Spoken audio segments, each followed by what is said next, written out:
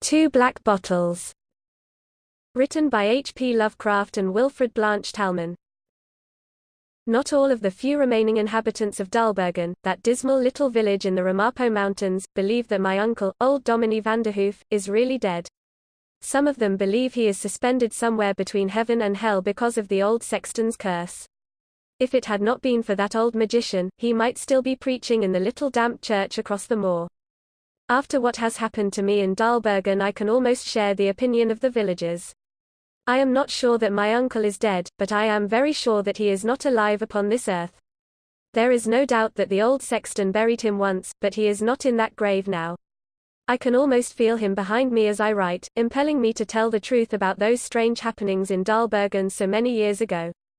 It was the 4th day of October when I arrived at Daalbergen in answer to a summons. The letter was from a former member of my uncle's congregation, who wrote that the old man had passed away and that there should be some small estate which I, as his only living relative, might inherit. Having reached the secluded little hamlet by a wearying series of changes on branch railways, I found my way to the grocery store of Mark Haynes, writer of the letter, and he, leading me into a stuffy back room, told me a peculiar tale concerning the death of Dominie Vanderhoof.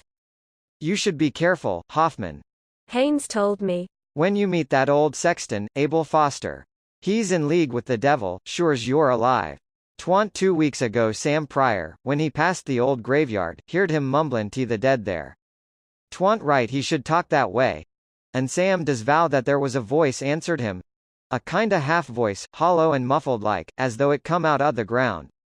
There's others, too, as could tell you about seein' him standin' afore old Dominie Slot's grave. That one right agin the church wall. Wringin' his hands and talkin' to the moss on the tombstone as though it was the old Dominie himself." Old Foster, Haynes said, had come to Daalbergen about 10 years before, and had been immediately engaged by Vanderhoof to take care of the damp stone church at which most of the villagers worshipped. No one but Vanderhoof seemed to like him, for his presence brought a suggestion almost of the uncanny. He would sometimes stand by the door when the people came to church, and the men would coldly return his servile bow, while the women brushed past in haste, holding the skirts aside to avoid touching him.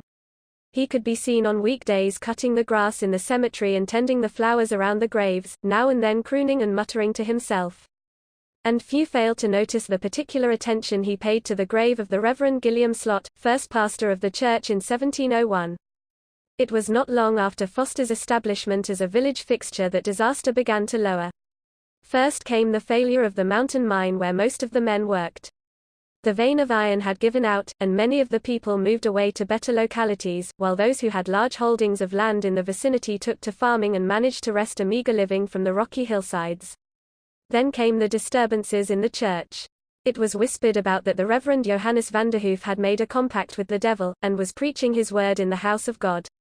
His sermons had become weird and grotesque, redolent with sinister things which the ignorant people of Daalbergen did not understand. He transported them back over ages of fear and superstition to regions of hideous, unseen spirits, and peopled their fancy with night-haunting ghouls. One by one the congregation dwindled, while the elders and deacons vainly pleaded with Vanderhoof to change the subject of his sermons.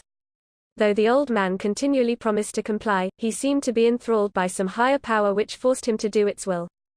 A giant in stature, Johannes Vanderhoof was known to be weak and timid at heart, yet even when threatened with expulsion he continued his eerie sermons, until scarcely a handful of people remained to listen to him on Sunday morning. Because of weak finances, it was found impossible to call a new pastor, and before long not one of the villagers dared venture near the church or the parsonage which adjoined it. Everywhere there was fear of those spectral wraiths with whom Vanderhoof was apparently in league. My uncle, Mark Haynes told me, had continued to live in the parsonage because there was no one with sufficient courage to tell him to move out of it. No one ever saw him again, but lights were visible in the parsonage at night, and were even glimpsed in the church from time to time. It was whispered about the town that Vanderhoof preached regularly in the church every Sunday morning, unaware that his congregation was no longer there to listen. He had only the old sexton, who lived in the basement of the church, to take care of him, and Foster made a weekly visit to what remained of the business section of the village to buy provisions. He no longer bowed servilely to everyone he met, but instead seemed to harbor a demoniac and ill-concealed hatred. He spoke to no one except as was necessary to make his purchases, and glanced from left to right out of evil-filled eyes as he walked the street with his cane tapping the uneven pavements. Bent and shriveled with extreme age, his presence could actually be felt by anyone near him, so powerful was that personality which, said the townspeople, had made Vanderhoof accept the devil as his master. No person in Dalbergen doubted that Abel Foster was at the bottom of all the town's ill luck, but not a one dared lift a finger against him, or could even approach him without a tremor of fear. His name, as well as the name of Vanderhoof, was never mentioned aloud. Whenever the matter of the church across the moor was discussed, it was in whispers, and if the conversation chanced to be nocturnal, the whisperers would keep glancing over their shoulders to make sure that nothing shapeless or sinister crept out of the darkness to bear witness to their words. The churchyard continued to be kept just as green and beautiful as when the church was in use, and the flowers near the graves in the cemetery were tended just as carefully as in times gone by. The old sexton could occasionally be seen working there, as if still being paid for his services, and those who dared venture near said that he maintained a continual conversation with the devil and with those spirits which lurked within the graveyard walls. One morning, Haynes went on to say, Foster was seen digging a grave where the steeple of the church throws its shadow in the afternoon, before the sun goes down behind the mountain and puts the entire village in semi-twilight. Later, the church bell, silent for months, tolled solemnly for a half-hour.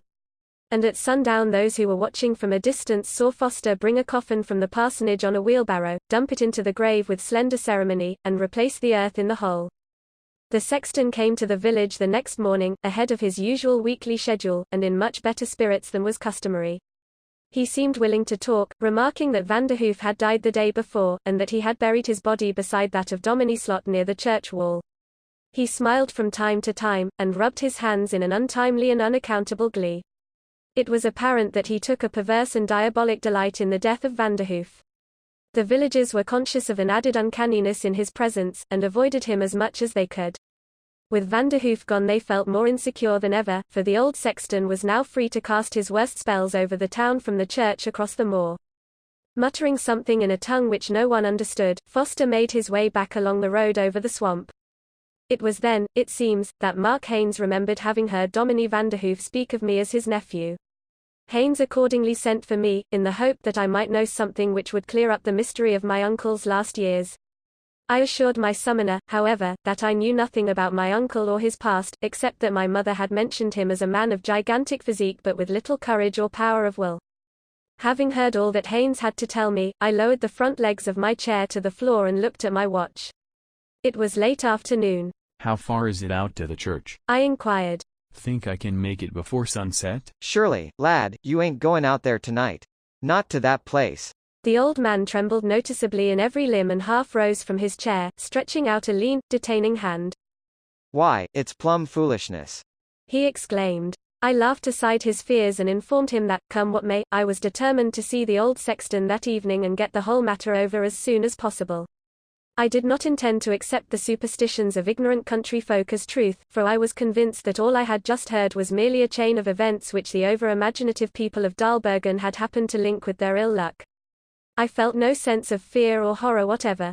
Seeing that I was determined to reach my uncle's house before nightfall, Haynes ushered me out of his office and reluctantly gave me the few required directions, pleading from time to time that I change my mind. He shook my hand when I left, as though he never expected to see me again. Take care that old devil, Foster, don't get ye, he warned, again and again. I wouldn't go near him after dark for love nor money.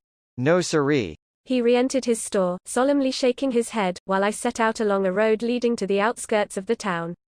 I had walked barely 2 minutes before I sighted the moor of which Haynes had spoken. The road, flanked by a whitewashed fence, passed over the great swamp, which was overgrown with clumps of underbrush dipping down into the dank, slimy ooze. An odor of deadness and decay filled the air, and even in the sunlit afternoon little wisps of vapor could be seen rising from the unhealthful spot. On the opposite side of the moor, I turned sharply to the left, as I had been directed, branching from the main road. There were several houses in the vicinity, I noticed, houses which were scarcely more than huts, reflecting the extreme poverty of their owners. The road here passed under the drooping branches of enormous willows which almost completely shut out the rays of the sun. The miasmal odor of the swamp was still in my nostrils, and the air was damp and chilly. I hurried my pace to get out of that dismal tunnel as soon as possible. Presently I found myself in the light again. The sun, now hanging like a red ball upon the crest of the mountain, was beginning to dip low, and there, some distance ahead of me, bathed in its bloody iridescence, stood the lonely church. I began to sense that uncanniness which Haynes had mentioned, that feeling of dread which made all Dalbergen shun the place. The squat, stone hulk of the church itself, with its blunt steeple, seemed like an idol to which the tombstones that surrounded it bowed down and worshipped, each with an arched top like the shoulders of a kneeling person, while over the whole assemblage the dingy, grey parsonage hovered like a wraith. I had slowed my pace a trifle as I took in the scene. The sun was disappearing behind the mountain very rapidly now, and the damp air chilled me. Turning my coat collar up about my neck, I plodded on. Something caught my eye as I glanced up again. In the shadow of the church wall was something white, a thing which seemed to have no definite shape. Straining my eyes as I came nearer, I saw that it was a cross of new timber, surmounting a mound of freshly turned earth. The discovery sent a new chill through me. I realized that this must be my uncle's grave, but something told me that it was not like the other graves near it. It did not seem like a dead grave. In some intangible way it appeared to be living, if a grave can be said to live. Very close to it, I saw as I came nearer, was another grave, an old mound with a crumbling stone about it. Dominie Slot's tomb, I thought, remembering Haynes' story. There was no sign of life anywhere about the place. In the semi-twilight I climbed the low knoll upon which the parsonage stood, and hammered upon the door. There was no answer. I skirted the house and peered into the windows. The whole place seemed deserted. The lowering mountains had made night fall with disarming suddenness the minute the sun was fully hidden. I realized that I could see scarcely more than a few feet ahead of me. Feeling my way carefully, I rounded a corner of the house and paused, wondering what to do next. Everything was quiet. There was not a breath of wind, nor were there even the usual noises made by animals in their nocturnal ramblings. All dread had been forgotten for a time, but in the presence of that sepulchral calm my apprehensions returned. I imagined the air peopled with ghastly spirits that pressed around me, making the air almost unbreathable. I wondered for the 100th time, where the old sexton might be. As I stood there, half expecting some sinister demon to creep from the shadows, I noticed 2 lighted windows glaring from the belfry of the church. I then remembered what Haynes had told me about Fosters living in the basement of the building. Advancing cautiously through the blackness, I found a side door of the church ajar. The interior had a musty and mildewed odor. Everything I touched was covered with a cold, clammy moisture. I struck a match and began to explore, to discover, if I could, how to get into the belfry. Suddenly I stopped in my tracks. A snatch of song, loud and obscene, sung in a voice that was guttural and thick with drink, came from above me. The match burned my fingers, and I dropped it. 2 pinpoints of light pierced the darkness of the farther wall of the church, and below them, to one side, I could see a door outlined where light filtered through its cracks. The song stopped as abruptly as it had commenced, and there was absolute silence again. My heart was thumping and blood racing through my temples. Had I not been petrified with fear, I should have fled immediately. Not caring to light another match, I felt my way among the pews until I stood in front of the door. So deep was the feeling of depression which had come over me that I felt as though I were acting in a dream. My actions were almost involuntary. The door was locked, as I found when I turned the knob. I hammered upon it for some time, but there was no answer. The silence was as complete as before. Feeling around the edge of the door, I found the hinges, removed the pins from them, and allowed the door to fall toward me. Dim light flooded down a steep flight of steps. There was a sickening odor of whiskey. I could now hear someone stirring in the belfry room above. Venturing a low halloo, I thought I heard a groan in reply, and cautiously climbed the stairs. My first glance into that unhallowed place was indeed startling. Strewn about the little room were old and dusty books and manuscripts, strange things that bespoke almost unbelievable age. On rows of shelves which reached to the ceiling were horrible things in glass jars and bottles, snakes and lizards and bats. Dust and mold and cobwebs encrusted everything. In the center, behind a table upon which was a lighted candle, a nearly empty bottle of whiskey, and a glass, was a motionless figure with a thin, scrawny, wrinkled face and wild eyes that stared blankly through me. I recognized Abel Foster, the old sexton, in an instant. He did not move or speak as I came slowly and fearfully toward him. Mr. Foster? I asked, trembling with unaccountable fear when I heard my voice echo within the close confines of the room. There was no reply, and no movement from the figure behind the table. I wondered if he had not drunk himself to insensibility, and went behind the table to shake him. At the mere touch of my arm upon his shoulder, the strange old man started from his chair as though terrified. His eyes, still having in them that same blank stare, were fixed upon me. Swinging his arms like flails, he backed away. Don't! He screamed. Don't touch me! Go back! Go back!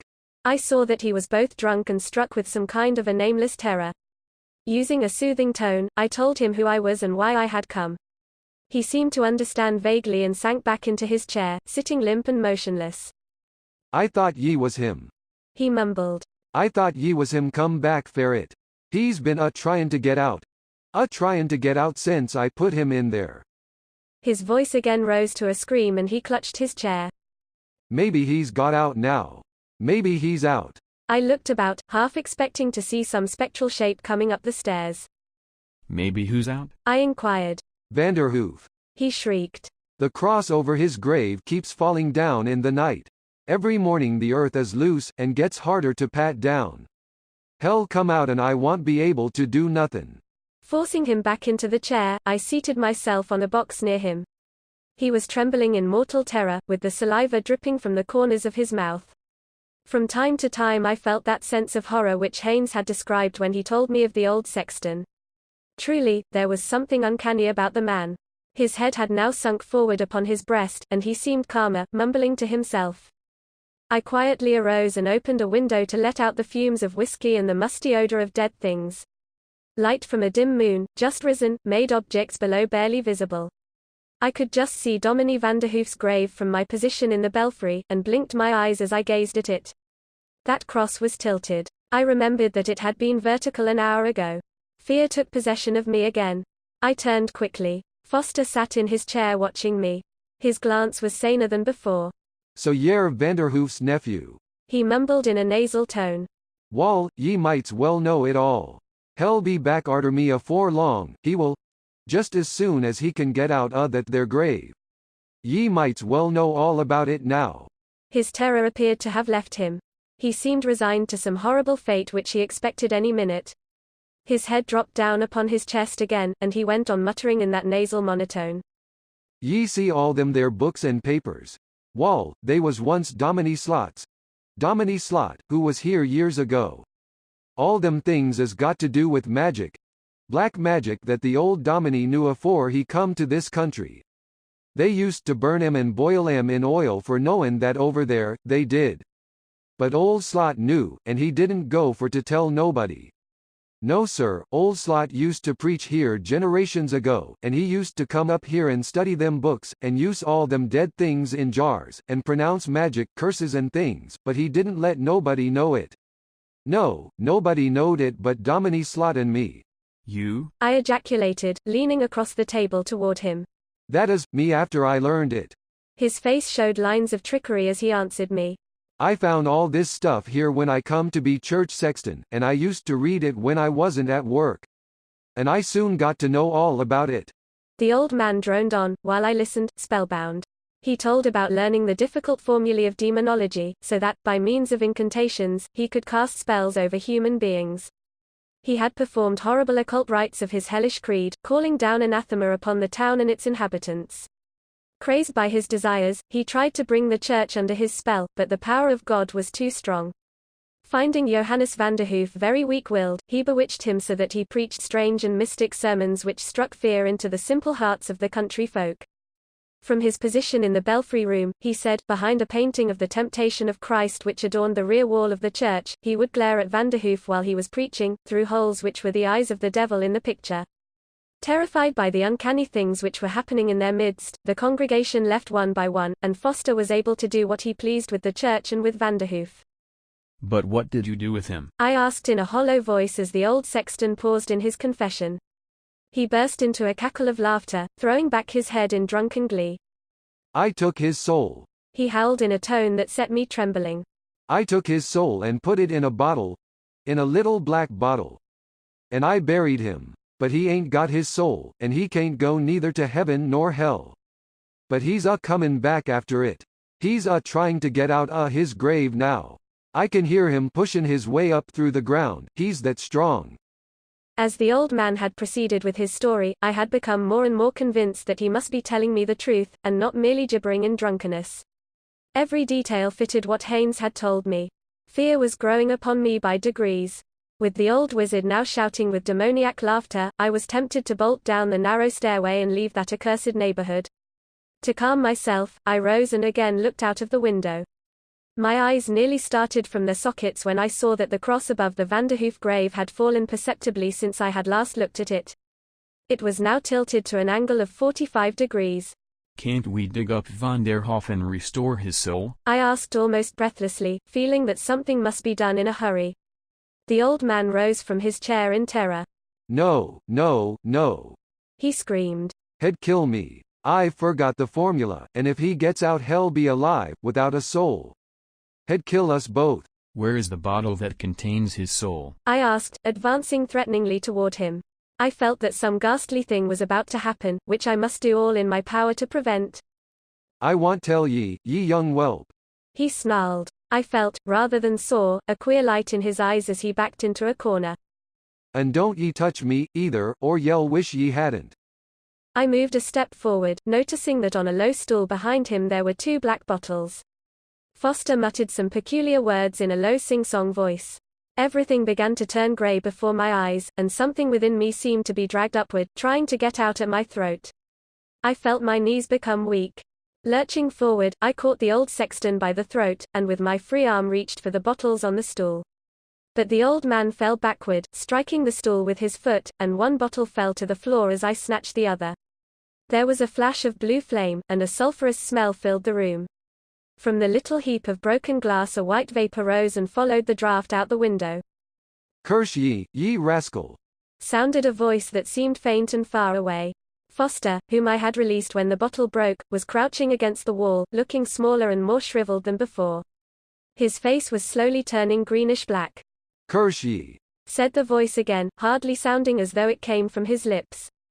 I'm done for. That one in there was mine.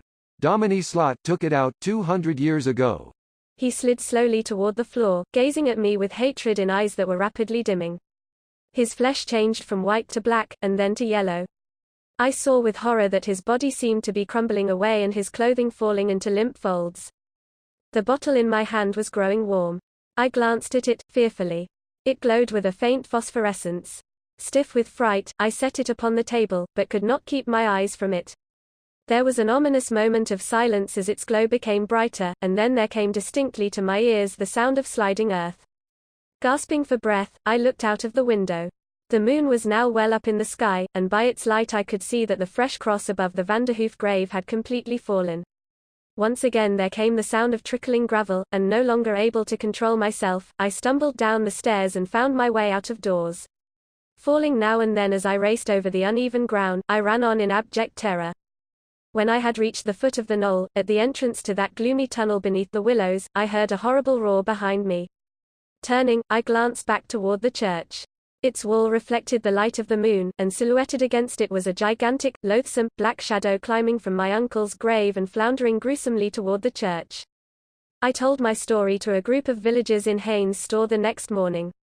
They looked from one to the other with little smiles during my tale, I noticed, but when I suggested that they accompany me to the spot, gave various excuses for not caring to go. Though there seemed to be a limit to their credulity, they cared to run no risks. I informed them that I would go alone, though I must confess that the project did not appeal to me. As I left the store, one old man with a long, white beard hurried after me and caught my arm. Ilgo wye, lad. He said. It do seem that I once heard my grandpap tell o' soothin' o' the sort concern an old Dominie Slot. A queer old man I've heard he were, but Vanderhoof's been worse. The grave of Dominie Vanderhoof was open and deserted when we arrived. Of course it could have been grave robbers, the two of us agreed, and yet. In the belfry the bottle which I had left upon the table was gone, though the fragments of the broken one were found on the floor. And upon the heap of yellow dust and crumpled clothing that had once been Abel Foster were certain immense footprints. After glancing at some of the books and papers strewn about the belfry room, we carried them down the stairs and burned them, as something unclean and unholy. With a spade which we found in the church basement we filled in the grave of Johannes Vanderhoof, and, as an afterthought, flung the fallen cross upon the flames. Old wives say that now, when the moon is full, there walks about the churchyard a gigantic and bewildered figure clutching a bottle, and seeking some unremembered goal.